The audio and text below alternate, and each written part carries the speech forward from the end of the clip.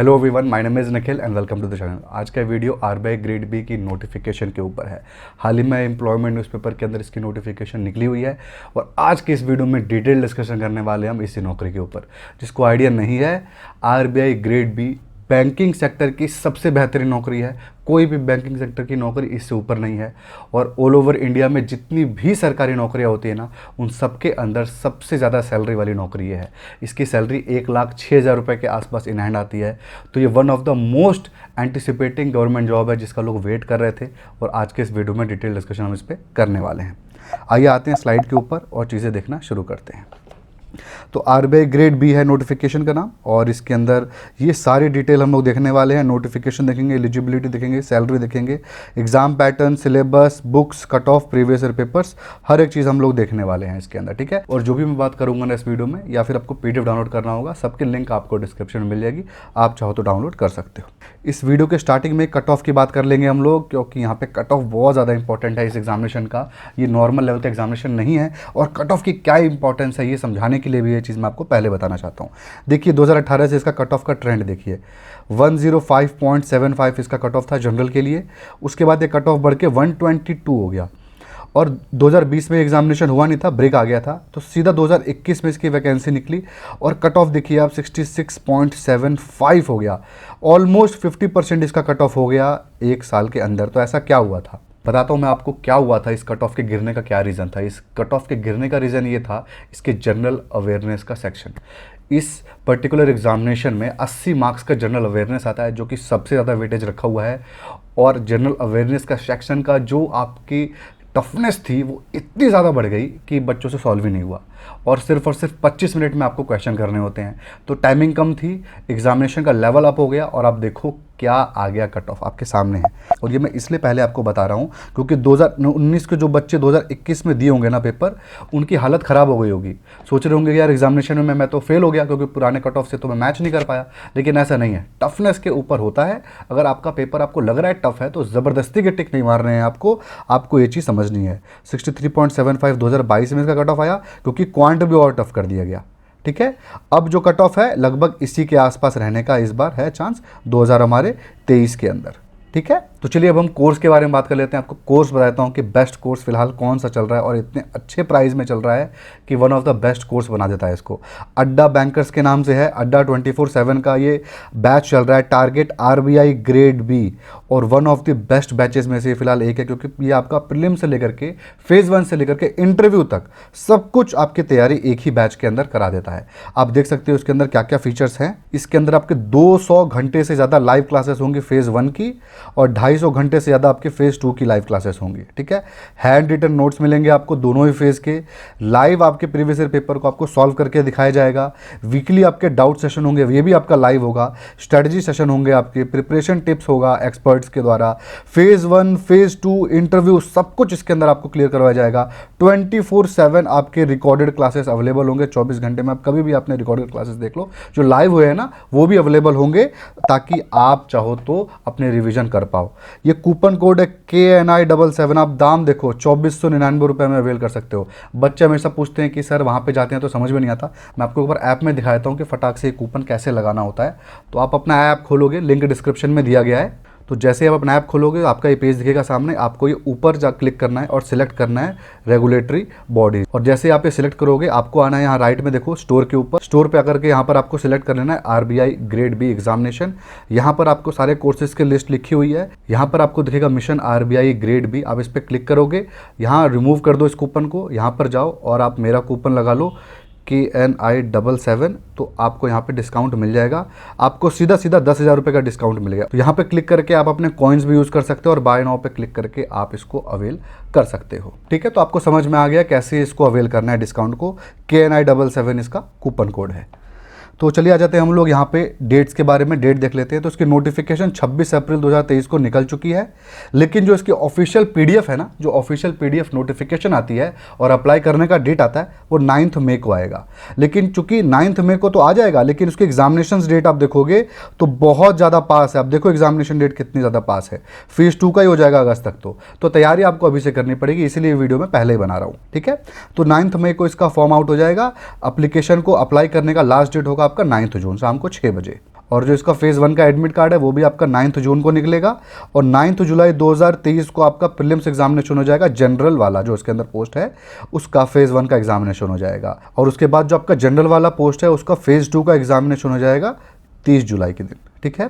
और उसके बाद जो आपका DEPR का पोस्ट है इसका जो फेज़ 1 होगा पेपर 1 वो 16 जुलाई को होगा, और DEPR का फेज़ 2 पेपर 1 एंड 2 आपका जो है वो होगा आपका पेपर 1, 2 और 3 दोनों आपका होगा 2 सितंबर को। और DSIM का अगेन पेपर 1 16 को और बाकी सारे पेपर 19 अगस्त को होंगे। ये आपको नहीं पता चल रहा है तो आपको बता दूंगा अभी थोड़ी देर में क्या होता है। चलिए आपको बता देता हूँ ये क्या होता है। यहाँ पर देखिए DEPR का मतलब है department of economics and policy research, और ये आपका department of statistics and information DSIM, ठीक है। अब आप समझ जाना DEPR E मतलब इकोनॉमिक्स, SIM मतलब समझ लेना स्टैटिस्टिक्स, ठीक है। DEPR DSIM और आपका एक जनरल पोस्ट, 3 यहाँ पे अलग अलग तरीके के पोस्ट है। फीस पे आ जाते हैं। फीस पे आप बात करें तो अब यहाँ पे 850 रुपये फीस है जनरल EWS की और OBC की, ठीक है। SC ST की आपकी 100 रुपये है, फिजिकली हैंडीकैप्ड के 100 रुपये, RBI स्टाफ की 0 रुपीज़ एप्लीकेशन फीस है, ठीक है।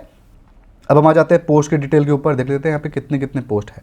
तो देखिए यहाँ पे 3 अलग अलग तरीके की नौकरियां हैं। ये बेसिकली RBI की नौकरियां हैं, बस डिपार्टमेंट से 3 आपके अलग अलग हैं।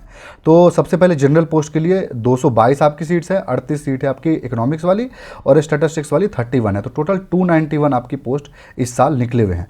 कंपेरिजन कर लेते हैं कि भाई आखिर पिछले सालों के कंपेरिजन में कितनी ये पोस्ट है, क्या कम है क्या ज़्यादा है। तो यहाँ पर आप देख सकते हो कि यहाँ पर आपको साफ साफ दिख रहा होगा कि यहाँ पर जो एग्जामिनेशन 2023 वाला है इसमें 291 पोस्ट है, 2022 में 294 आई थी और 2021 में 322 आपकी आई थी। इसके अंदर 2020 की भी कुछ सीट्स मिला दी गई थी ना, इसीलिए इसके अंदर थोड़ी सी ज़्यादा पोस्ट दिख रही है। वरना आप देखो 2019 में देखो, 18 में देखो काफ़ी कम सीट्स हुआ करती थी। तो IBPS की तरह नहीं, अब इसके अंदर जो RBI ग्रेड भी है IBPS की तरह नहीं है, तो इसके अंदर नॉर्मली हमारी जो पोस्ट बढ़नी चाहिए थोड़ी थोड़ी वैसे ही बढ़ रही है। एलिजिबिलिटी क्राइटेरिया पे हम आ जाते हैं। एलिजिबिलिटी क्राइटेरिया में सबसे पहले एज की बात करते हैं। एज की बात करें तो 21 साल मिनिमम है और मैक्सिमम 30 साल है। एज का रिलैक्सेशन यहाँ पर देख लीजिए। इसके अलावा आपको ये बता दूँ यहाँ पे जितने भी शेड्यूल्ड बैंक के अगर आप उसके स्टाफ हो, परमानेंट सरकारी आपकी नौकरी हो रखी है, तो आपको 3 साल और मिल जाएगा एज के रिलैक्सेशन में, ठीक है। डिपेंडिंग अपॉन आपकी सर्विस, अगर आप 1 साल की सर्विस है तो 1 साल का एज का रिलैक्सेशन मिलेगा। अगर आपकी 5 साल की 8 साल की सर्विस है तभी भी आपको 3 ही साल का मिलेगा यहाँ पर, ठीक है। तो मैक्सिमम 3 ही साल का मिल सकता है, इसलिए 33 ईयर्स तक के लोग अप्लाई कर सकते हैं। अगर वह RBI में या फिर और कहीं पे भी स्टाफ है पहले से ही सरकारी नौकरी में है तो बैंकिंग सेक्टर के अंदर ही, ठीक है। अब हम आ जाते हैं एलिजिबिलिटी क्राइटेरिया में, देख लेते हैं भाई कि आखिर एजुकेशन क्वालिफिकेशन क्या है, किस किस एजुकेशन क्वालिफिकेशन के लोग अप्लाई कर सकते हैं। तो सबसे पहले हम लोग बात कर लेते हैं जनरल वाली पोस्ट की। आप देख सकते हो ना, ग्रेड B DR का मतलब है डायरेक्ट रिक्रूटमेंट और ये आपका जनरल है। जनरल वाले में आप देखो ग्रेजुएशन इन एनी डिसिप्लिन जिसके अंदर 60% मार्क्स आपका आया हो। अगर आप SC ST फिजिकली हैंडीकैप्ड हो तो 50% वाले भी अप्लाई कर सकते हैं। तो पर्टिकुलर इस पोस्ट के लिए, आपकी जनरल वाली पोस्ट के लिए कोई ग्रेजुएट अप्लाई कर सकता है। आपके परसेंटेज बस 60% से ऊपर होने चाहिए। SC ST फिजिकली हैंडीकैप्ड के लिए 50% ये है। आपकी डिग्री किसी भी चीज़ में हो कोई फर्क नहीं पड़ता, आप अप्लाई कर सकते हो। करेस्पॉन्डेंस वाले बच्चे भी अप्लाई कर सकते हैं। आपने BTech किया है, BCom किया है, BA किया है, BSc किया है, कुछ फर्क नहीं पड़ता। आपने CA किया है, आप अप्लाई कर सकते हो, बस परसेंटेज 60% से ज़्यादा होना चाहिए। CA के लिए मैं बताऊंगा कौन सा पोस्ट अप्लाई करना है, ये पोस्ट आपके लिए नहीं है।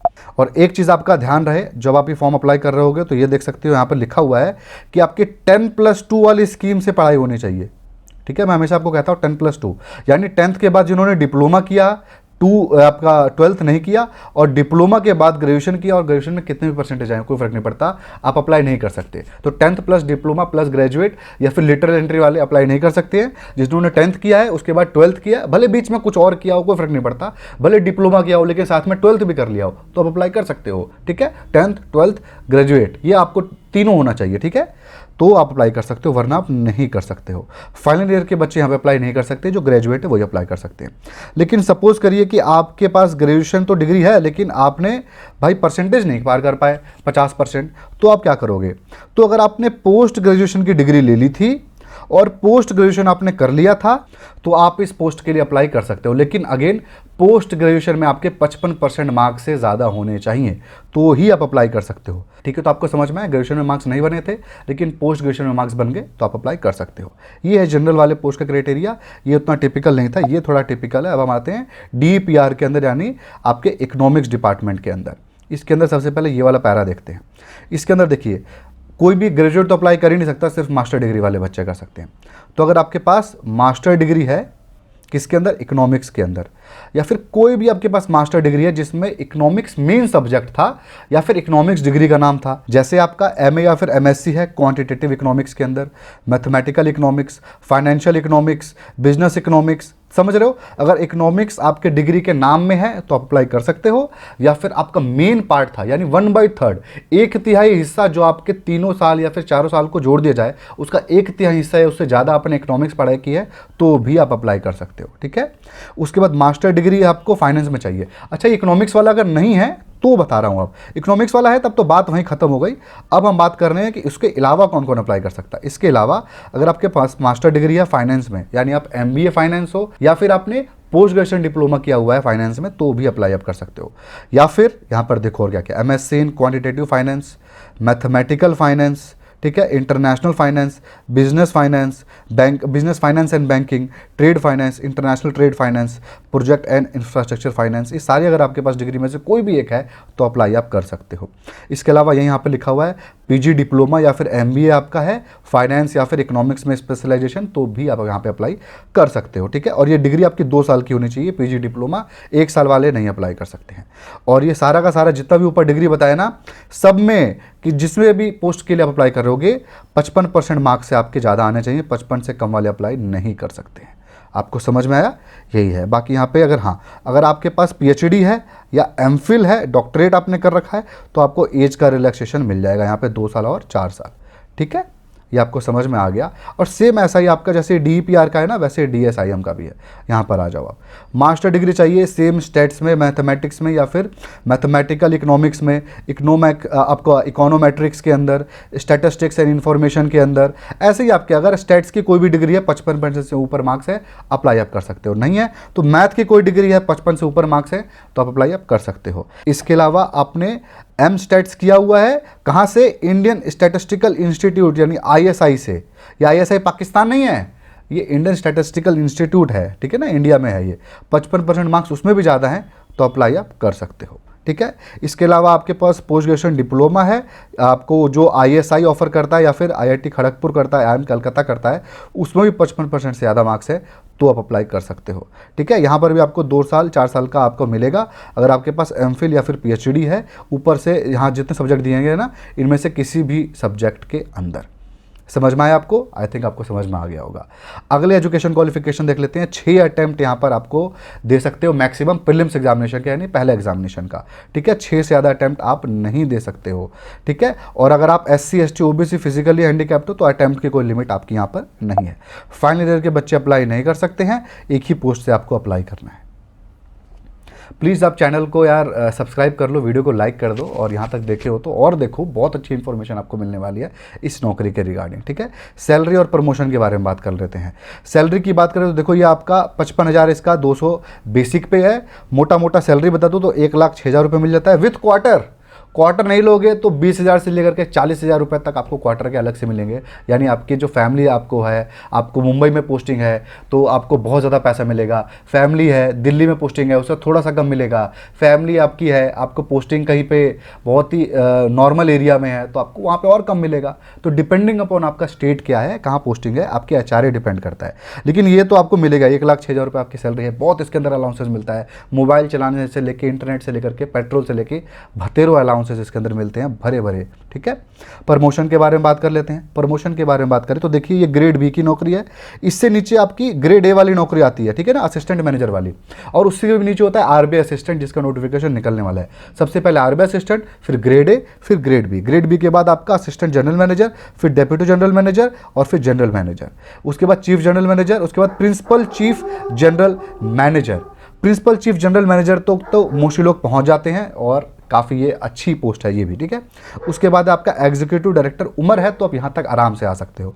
डेप्यूटी गवर्नर वाली जो पोस्ट है ये थोड़ी सी रेयर पोस्ट है, इसके टोटल इंडिया में 4 ही पोस्ट होती है, ठीक है। टोटल 4 आपके डेप्यूटी गवर्नर होते हैं, अलग अलग डिपार्टमेंट के ये होते हैं, ठीक है। DPR DSIM वाले भी होते हैं और जनरल वाले भी होते हैं, और आपका एक इकोनॉमिस्ट भी होता है जो सरकार अपॉइंट करता है। तो डेप्यूटी गवर्नर भी बहुत बहुत अच्छी पोस्ट है, 4 आपके डेप्यूटी गवर्नर होते हैं, तो समझ के चलिए कितनी पावरफुल पोस्ट है। RBI के बंदे गवर्नर तक भी बने हैं कुछ, तो ये की अच्छी बात है आपकी, ठीक है। एग्जाम पैटर्न पे आ जाते हैं कि अगर कौन कौन से प्रोसेस से गुजर के आपकी नौकरी लगने वाली है। तो पैटर्न देखिए यहाँ पे 3 आपके प्रोसेस हैं, एक है प्रीलिम्स एग्जाम, एक है आपका मेंस एग्जाम, उसके बाद है आपका इंटरव्यू। 1/4 नेगेटिव मार्किंग है आपके, पूरे के पूरे कोई भी एग्जाम है आप इसके अंदर ले लो, सब में नेगेटिव मार्किंग है। प्रीलिम्स में आ जाते हैं। सबसे पहले अब हम जनरल वाली पोस्ट का बात कर रहे हैं, ठीक है ना। ये आपकी जनरल वाली पोस्ट का हमारे बात कर रहे हैं, ठीक है। जनरल वाली पोस्ट का DSIM DPR का अभी बताऊंगा, ठीक है। जनरल वाली पोस्ट के अंदर आपके 4 पेपर होंगे। इंग्लिश का 30 क्वेश्चन, 30 मार्क्स, सॉल्व करने के लिए 25 मिनट। उसके बाद general awareness 80 question, 80 marks, solve करने के लिए 25 मिनट। देख रहे हो, यही है जो कट ऑफ बिगाड़ रहा है, सब कुछ खराब कर दिया बच्चों का, ठीक है। तो यहाँ जिसकी पकड़ है वही इसके अंदर काम कर सकता है। और सोचिए, सिर्फ और सिर्फ जनरल अवेयरनेस के बल पे आप कट ऑफ पार कर सकते हो, इतना इंपॉर्टेंट है ये, ठीक है। उसके बाद आपका क्वांट है 30 क्वेश्चन, 30 मार्क्स, 25 मिनट।